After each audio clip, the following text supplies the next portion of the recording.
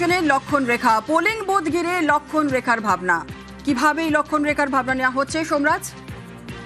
দেখো, এটা একটা নির্বাচন কমিশনের আরো নজিরবিহীন পদক্ষেপ। আমরা এবার দেখবো যে ভোট গ্রহণ যে বুথে বুথে হবে, সেই বুথে বুথে সাদা চক দিয়ে 100 মিটার লক্ষণ রেখা তৈরি করে দেবে নির্বাচন কমিশন। অর্থাৎ বুথের 100 মিটারের মধ্যে শুধুমাত্র ভোটার ছাড়া আর কোনো ব্যক্তির প্রবেশ করা যাবে না, এবং বুথ থেকে কতটা 100 মিটার হচ্ছে সেটাই এই সাদা চকের মাধ্যমে এঁকে কার্যত লক্ষণ রেখা তৈরি করে দেবে নির্বাচন কমিশন।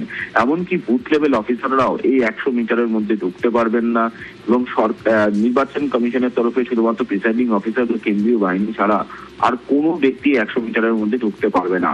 অর্থাৎ বুথের 100 মিটার কোন কোন জায়গা পর্যন্ত, বুথ থেকে 100 মিটার পর্যন্ত কতটা জায়গা, সেটাই অবস্থান স্পষ্ট করে দেওয়াই মূল উদ্দেশ্য হচ্ছে নির্বাচন কমিশনের।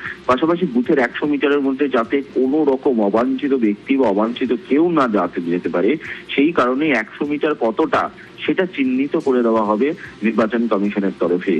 গোটা বুথের চারপাশে সাদা চক দিয়ে এঁকে দেখিয়ে দেওয়া হবে যে বুথের 100 মিটার কতটা। বেশ, সঙ্গে থাকো সোমরাজ।